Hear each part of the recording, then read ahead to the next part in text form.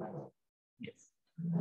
तो today we will be doing cross multiplication method, लेकिन उसके लिए मैंने एक ना एग्जांपल ऑलरेडी आपके लिए लेके रखी हुई है।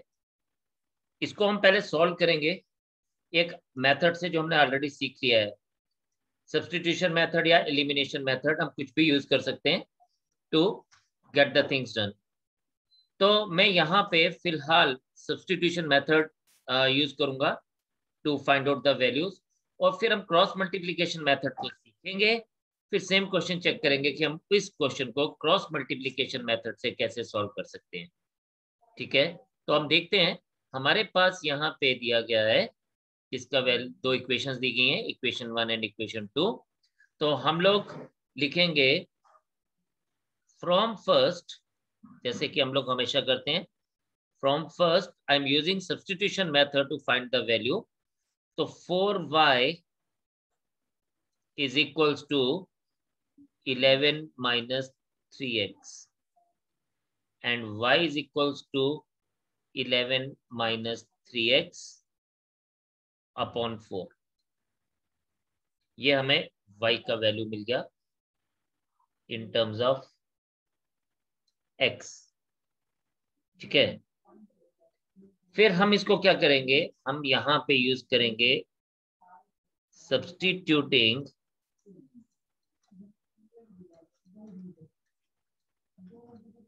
y in second.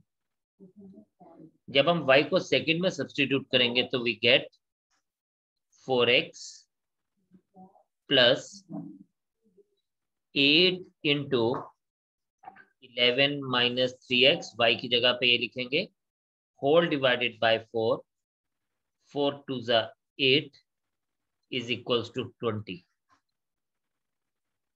This will be 4x plus 2 into 11 multiply हो जाएगा, ये आ जाएगा आपके पास 22 minus 6x is equals to 20। Then ये हमारे पास क्या बन जाएगा, ये हमारे पास बन जाएगा इफ वी सी, तो हमारे पास ये आ जाएगा -2x plus 22 is equals to 20, और इसको हम लिखेंगे 22 minus 20 is equals to 2x, 2 is equals to 2x। This implies that x is equals to 1। तो हमें x का वैल्यू मिल गया 1। सिमिलरली अब हम क्या करेंगे, x का वैल्यू हमें मिल गया तो हम यहाँ पे यूज करेंगे सब्स्टिट्यूटिंग x इन 1।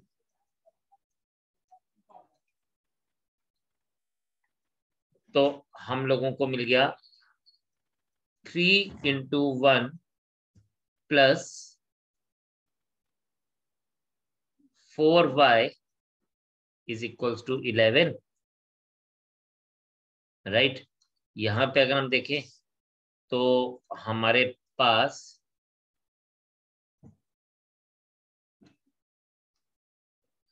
क्या बन जाएगा, ये बन जाएगा 4y 4y is equals to 11 minus 3,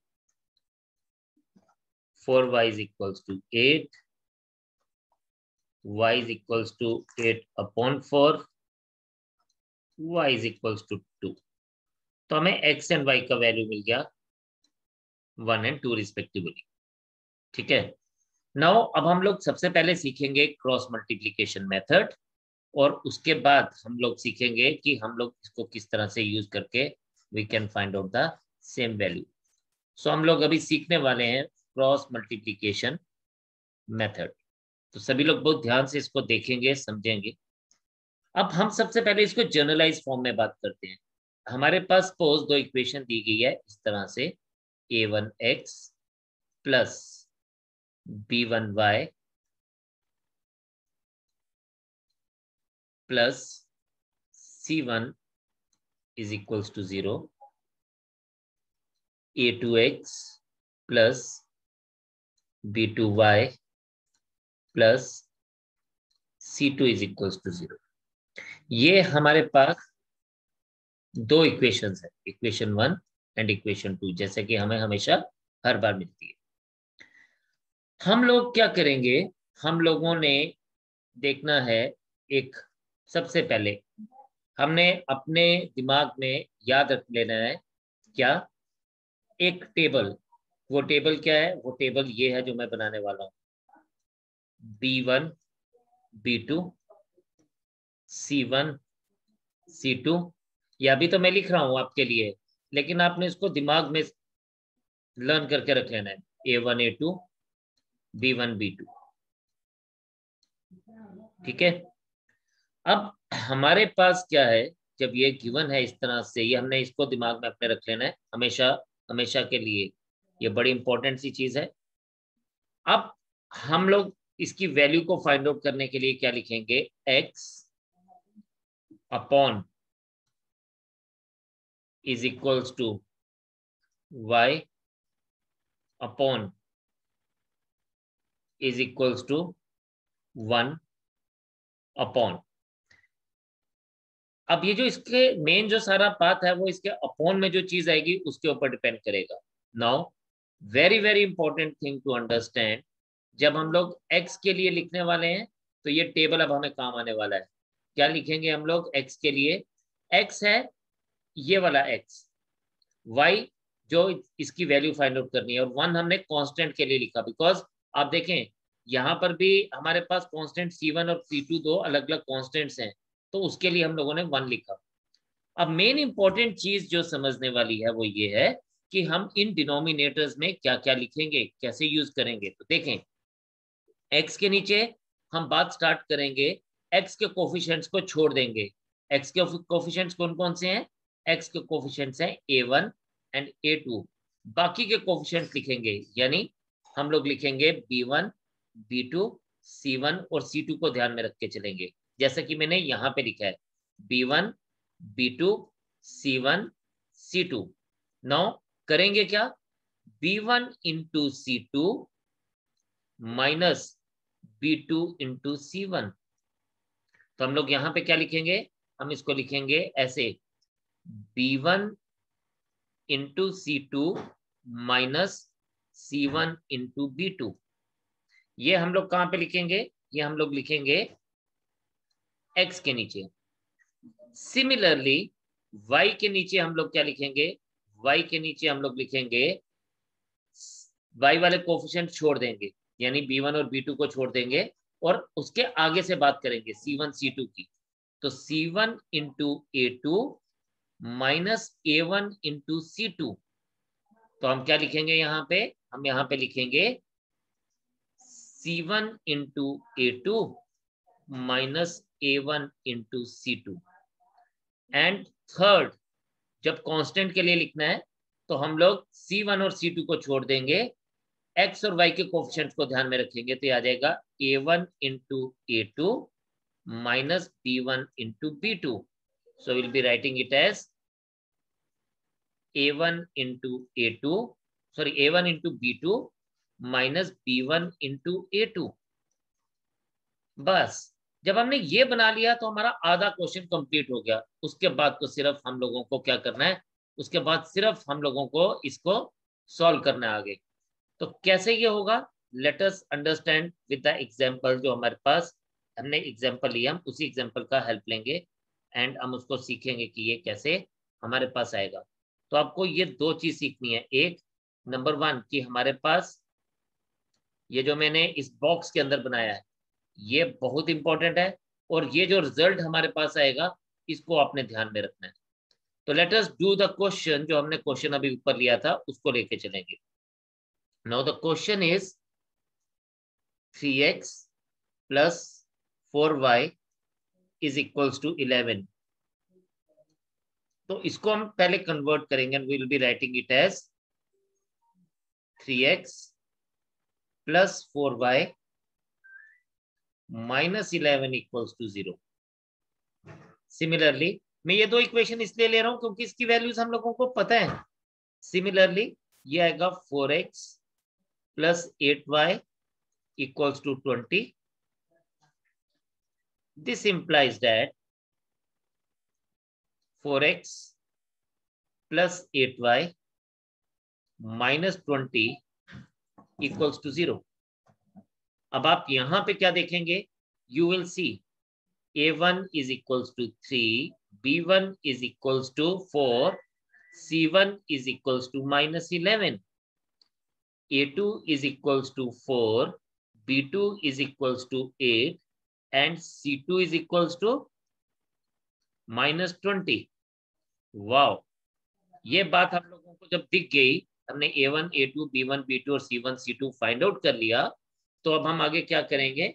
हम इसको आगे चेक करेंगे कि हम इसको फर्दर जो हमने अभी ऊपर पढ़ा उसके साथ कैसे यूज करेंगे. Just understand it. ठीक है?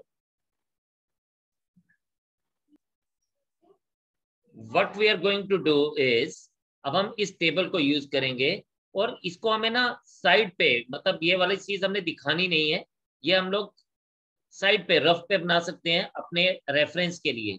इसको हमें बताना नहीं है. हम इस चीज को डायरेक्टली देख सकते हैं. कैसे? मैं अभी आपको वो भी समझाता हूँ. यह आ जाएगा x upon, yes, x upon. अब ये देखिए, हम लोग ने इसको क्रॉस में लेते हैं. x वाले कोफिशिएंट्स को हम लोग अभी छोड़ देंगे. x के कोफिशिएंट्स कौन कौन से हैं? x के कोफिशिएंट्स हैं बेटा ये a1 and a2. In coefficients को अभी आप छोड़ेंगे और हम किसको लेंगे? हम लेंगे b1 b2 को एंड c1 c2 को. तो आपने इसको यहां से क्रॉस करना है. ठीक है? मैं इसको कहां से क्रॉस करूंगा? मैं इसको यहां से b1 into b2 minus c1 into c2. No, something very important जो हम लोगों ने समझना है, ये जो साइंस है ना, इसको हमें साथ में लेके चलना है. This is 4 into minus 20 minus 8 into minus 11. ठीक है? हमने क्या किया? हम लोगों ने b1 की जगह पे क्या था? b1 की जगह पे हमारे पास 4 था, b2 की जगह पे 8 था. चलिए, आपके रेफरेंस के लिए मैं यहाँ पे लिख देता हूँ. b की वैल्यूज लिख देता हूँ 4, 8. यहाँ पे देखिए b क्या है हमारे पास? b was 4 and 8. c की अगर हम वैल्यूज देखेंगे तो हमारे पास है माइनस 11, माइनस 20. a की वैल्यू अगर हम लोग देखेंगे तो दिस इज 3, 4. एंड b वाली वैल्यूज फिर से b1 b2 क्या आ जाएगा? 4, 8. चलिए हम उसी के हिसाब से अंडरस्टैंड करते हैं जो हमने पहले देखा. The first was 4 into minus 20 minus 8 into minus 11. तो यही चीज हम लोगों ने इस जगह पे नोट किया. If you see now, is equals to y upon, क्या हो जाएगा?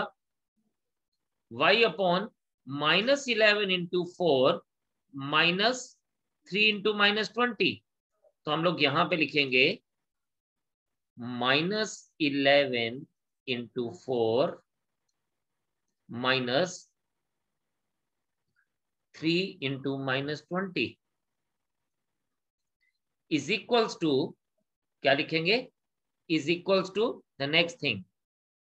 नेक्स्ट थिंग हमारे पास क्या आएगी? नेक्स्ट थिंग है हमारे पास, इफ वी सी हियर, तो this is 3 into 8 minus 4 into 4. तो यानी हम इसको क्या लिख देंगे? हम इसको लिखेंगे is equals to 3 into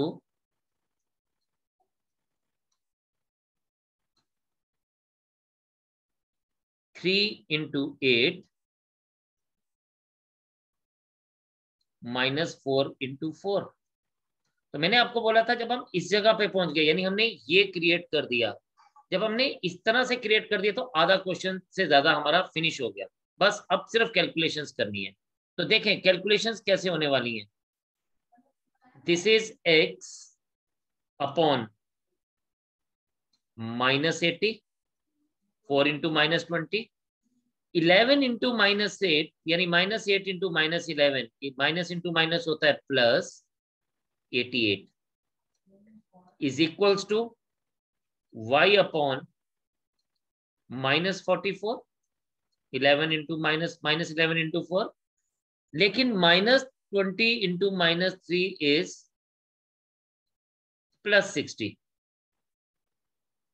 is equals to 1 upon, ये क्या आ जाएगा, 24 -16। वाओ, बस आंसर अगले 2 स्टेप्स में आंसर मिल जाएगा हमें। This is x upon 8 is equals to y upon 16 is equals to 1 upon 8। अब हम क्या करेंगे, हम इन दोनों को, x को और y को कांस्टेंट के साथ कंपेयर करेंगे। तो मैंने क्या किया, मैंने यहाँ पे एक बार x अपॉन 8 को 1 अपॉन 8 के साथ इक्वेट किया, और नेक्स्ट साथ में क्या करने वाला हूं, साथ में y अपॉन 16 को 1 अपॉन 8 के साथ कंपेयर करूंगा। तो ये मेरे पास क्या बनेगा, ये मेरे पास बनेगा y upon 16 is equals to 1 upon 8। अब क्या होगा नेक्स्ट स्टेप में, if you see the next step में हमारे पास ये 8 इधर चला जाएगा और ये 16 इधर चला जाएगा, तो हमें क्या मिलेगा, this implies that x is equals to 8 upon 8 and y is equals to 16 upon 8। और यहां से ये 8 एंड 8 कैंसिल, ये cancel, we got x is equals to 1, y is equals to 2। यही हमारे पास आंसर्स थे जो हमने क्वेश्चन फाइंड आउट किया। तो हम लोगों को क्रॉस मल्टीप्लिकेशन मेथड से we have got the answer। Now ये हमारा तरीका है क्रॉस मल्टीप्लिकेशन का। तो हम लोग एक बार इसको दोबारा से समझ लेते हैं, ठीक है, हम लोगों ने किया क्या, एक बार हम इस बात को दोबारा से समझ लेते हैं।